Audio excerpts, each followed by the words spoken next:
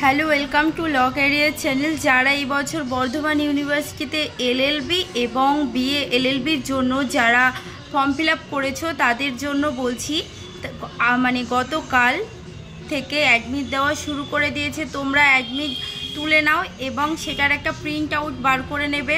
Print out বার করে একটা জেরক্সও রেখে দেবে তোমাদের ফাইলে, এবং যে ফর্ম ফিল আপের সময় যে কাগজটা দিয়েছিল ওটাও রেখে দেবে। এইবার আমরা আলোচনা করব যে এক্সামের হলে কি কি নিয়ে যাবে। এক্সামের হলে অ্যাডমিটটা নিয়ে যাবে, একটা জেরক্স কপি এবং অ্যাডমিটের যে কপিটা, যে প্রিন্ট করে যে কপিটা পাবে সেটা, এবং ফর্ম ফিল আপের সময় যে তোমাদের একটা হার্ড কপি দিয়েছিল সেটাও নিয়ে যাবে। তার সাথে একটা আইডেন্টি প্রুফ, যে আইডি প্রুফ তোমার যে কোনো কিছু, আধার কার্ড বা ভোটার কার্ড যে কোনো কিছু নিয়ে যাবে। তার সাথে বলছি যে সবাই কিন্তু মানে ব্লু পেনে এক্সাম দেবে। ব্ল্যাক পেনে যদি এসএকিউ কোশ্চেন প্যাটার্ন হয় তাহলে ব্ল্যাক পেনে মানে কোশ্চেনটা লিখবে এবং আনসারটা কিন্তু ব্লু পেনে করার চেষ্টা করবে, সব কিছু ব্ল্যাকে করবে না। এবার যদি এরকম আসে যে সব কিছু এমসিকিউ, তাহলে পুরো কোশ্চেন লিখে নিচে আনসার লেখার কোনো দরকার নেই, শুধু কোশ্চেনে জাস্ট যেটা চাইছে সেইটুকু লিখে দিলে। ধরো এমন কিছু বললো যে হু দিয়ে কোনো কোশ্চেন করলো, তাহলে এরকম তোমরা দিয়ে দিতে পারো ওই হুয়ে জাস্ট প্রথম যে যার নাম হু দিয়ে হয়তো কিছু দিল যে ইনি কে ছিলেন, তো তার নামটা লিখে ওয়াজ দিয়ে যে ছিল আনসারটা লিখে দিলে। পুরো আনসার করে অত সময় পাবে না, আমাদের হাতে খুব কম সময়। যারা এলএলবি করছো তাদের জন্য আরও কম সময়, কেননা তাদের 20 মার্কস হচ্ছে জিকে আর 80 মার্কস হচ্ছে ইংলিশ। তো ইংলিশের মধ্যে প্যারাগ্রাফ, লেটার, এসে এসব লিখতে গিয়ে খুব মুশকিল হয়ে যায়।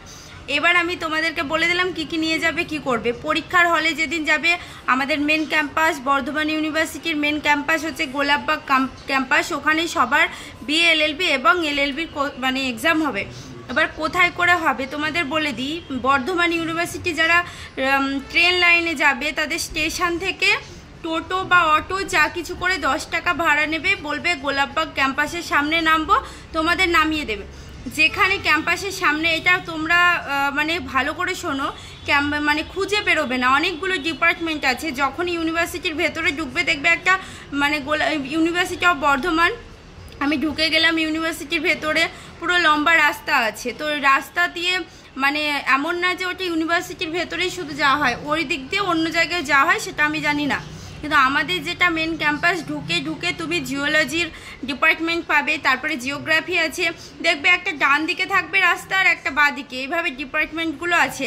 আমাদের ল ডিপার্টমেন্টটা একটু ভেতরে গিয়ে ডান দিকে, ওখানে কিন্তু এক্সাম হবে না, ওটা হচ্ছে আমাদের অ্যাডমিশনের সমস্ত কিছু যেসব প্রসিডিওর ওখানে হয়।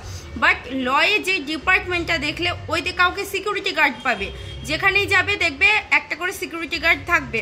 ওনাদের জিজ্ঞেস করবে যে গোলাপবাগ ক্যাম্পাস, মানে যেখানে গেলে যে কোনো সিকিউরিটিকে বলবে যে ল ডিপার্টমেন্টে এলএলবির এন্ট্রান্সের এক্সাম দিতে এসেছি, সোজা চলে যাবে। যেখানে আমাদের এন্ট্রান্সটা হবে যে বিল্ডিংয়ে, সেখানে কিন্তু একটা বড় পুকুর আছে, চারিদিকে ফুল গাছ আছে, ঠিক আছে, গোলাপ ফুল গাছ আছে, মানে প্রচুর ফুল হয়, এইটা দেখেই বুঝতে পারবে।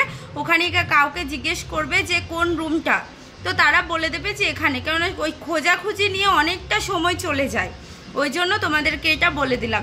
এবার এক্সামের সময় বলে দিলাম যে কি কি নিয়ে যাবে, কি করবে, এগুলো ডিটেলস বললাম। এবারে আসি ইংলিশের ব্যাপারে।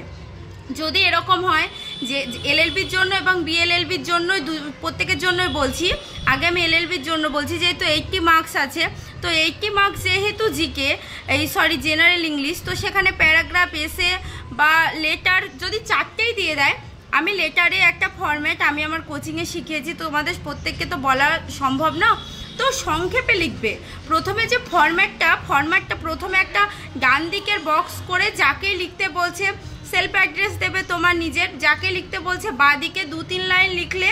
লেটার সবসময় 2টো প্যারাতে হয়, একটা প্যারাই কিন্তু কমপ্লিট করবে না, 2টো প্যারায় লিখে নিলে তারপরে নিচের যে ফরম্যাটটা লিখবে, উপরের ফরম্যাট এবং নিচের ফরম্যাট কিন্তু লিখে আসতে ভুল করো না, ওই ফরম্যাটটাই কিন্তু 4 থাকবে। মাঝে যদিও তুমি লিখে মানে ভুল করো বা না লিখতে পারো, বাট নিচের ফরম্যাটটা কিন্তু পুরো কমপ্লিট করে আসবে। ধরো উপরের ফরম্যাট করলে মাঝে তুমি কিছু ট্রান্সলেট করে লিখতে পারলে না, বাট নিচের ফরম্যাটটা কিন্তু করবে, তাহলে তুমি 3 থেকে 4 নাম্বার তোমাকে দেওয়া হবে। এইবার আর তোমাদের জন্য দেখো রিপোর্টের এবার রিপোর্টে আমার মনে হয়, আমার এক্সপিরিয়েন্স থেকে বলছি, খুব ইম্পর্টেন্ট সেটা হচ্ছে করমণ্ডল এক্সপ্রেস যে ট্রেন অ্যাক্সিডেন্ট হয়েছিল, সেটা কিন্তু রিপোর্টের জন্য ভীষণ ইম্পর্টেন্ট। তো সেটা তোমরা প্র্যাকটিস করে যেতে পারো। এবং এরকম কোভিড-19ও দিতে পারে, প্যারাগ্রাফ কোভিড-19 দিতে পারে, এগুলো একটু ভালো করে ফলো আপ করে যাবে, আশা করছি কমন পেয়ে যাবে। এবার লেটারে, এডিটোরিয়াল লেটার এরকম আসতে পারে যে মুখ্যমন্ত্রীকে কোনো একটা বিষয়ের জন্য আমরা যেহেতু স্টুডেন্টস বা স্কলারশিপের জন্য হতে পারে লেটার লিখতে আসতে পারে। তো মুখ্যমন্ত্রী ওনাদের যদি লেটার লিখতে আসে মুখ্যমন্ত্রী, প্রাইম মিনিস্টার, এনাদের আগে কিন্তু দ্য অনারেবলটা অবশ্যই অ্যাড করবে, কেননা ওনারা সম্মানীয় বা সম্মানীয়া।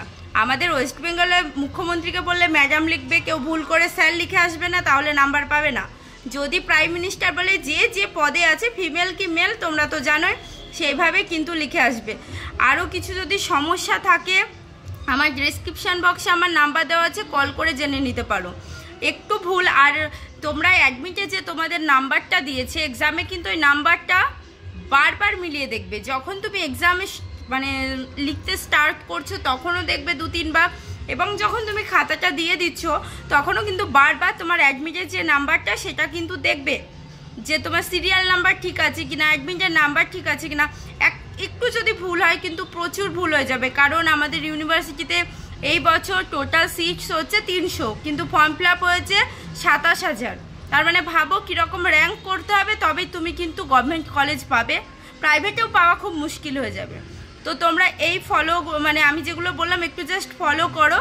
আর পড়াশোনার জিকের কিছু বলে দিই, এর আগেও বলেছি যে ইন্ডিয়াতে ফার্স্ট কোনটা আর প্রেজেন্ট কোনটা।